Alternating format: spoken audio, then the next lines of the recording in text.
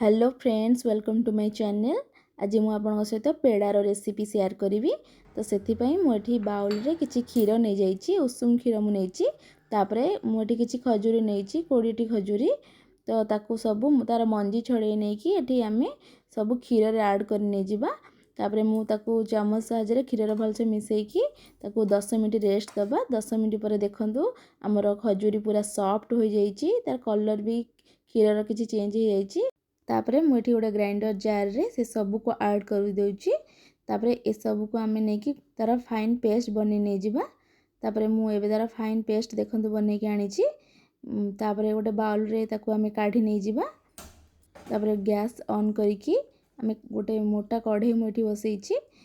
तापरे आमे गोटे लीटर क्षीर एठी ऐड करबा। मु फुल फैक्ट मिल्क एठी ऐड करी छी। क्षीर को ऐड कर सारा पर ताकू आमे भलसे फुटिबा को छाड़िबा। देखंतु हमर क्षीर एबे गरम हेइची भलसे, ताकू मीडियम फ्लेम करिकी ताकू भलसे गोटे चटु साहाय्य एमती गोळेई नै जिबा, नले हमर क्षीरटा कढ़ई रे लागि जिवो तळे। जमा भी हाई फ्लेम करिवेनी, हाई फ्लेम कले उतुरी जिवो ऊपर को। तो सेति पई पूरा मीडियम फ्लेम रे एमती गोळेई नै जिबा। क्षीर को आमे पूरा अधारु कम करि नै जाइछे एठी। तापरे आमे ग्राइंड करी रखिथिबा खजूरी बटा को एठी ऐड करिबा। देखंतु मु सब तापरे आगे मिक्स कर दउची। तापरे आमे ताक पूरा धीरे धीरे ऐड करी नै जिबा।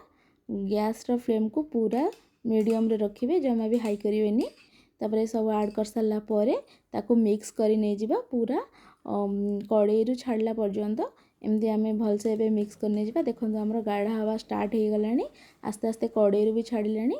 कढ़ई रे साइड रे जोडा लागिची से सब को भी आमे काढी नै कि सेथरे मिसेई देबा। देखंतु हमरो कढ़ई रु एबे पूरा छाड़ी जाइची हमरो खजूरी रो पेस्ट आ मिल्क।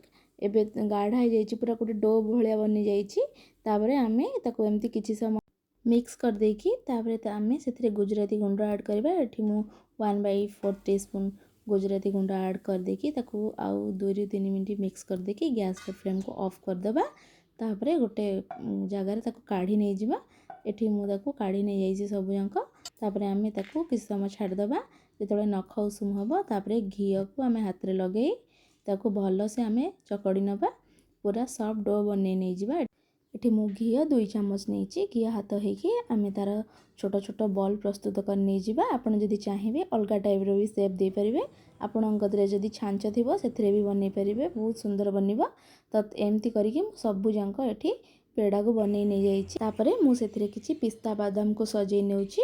आपण गदरे जदि काजू थिबो काजू रे भी सजै परिबे, बहुत सुंदर देखा जिवो। देखंतु तार फाइनल लुक। आपन जदि मोर रेसिपी भल लागुची ताले लाइक शेयर कमेंट निश्चिंत करंतु। आ घरे थरे एमितिका हेल्दी रेसिपी बनेकी खांतु। केमिति लागिला आपणकर अनुभव मो सहित कमेंट माध्यम रे शेयर करंतु। एबे चलंतु ताको आमे भांगी की देखिबा ता भितरटा केमिति हेची देखंतु।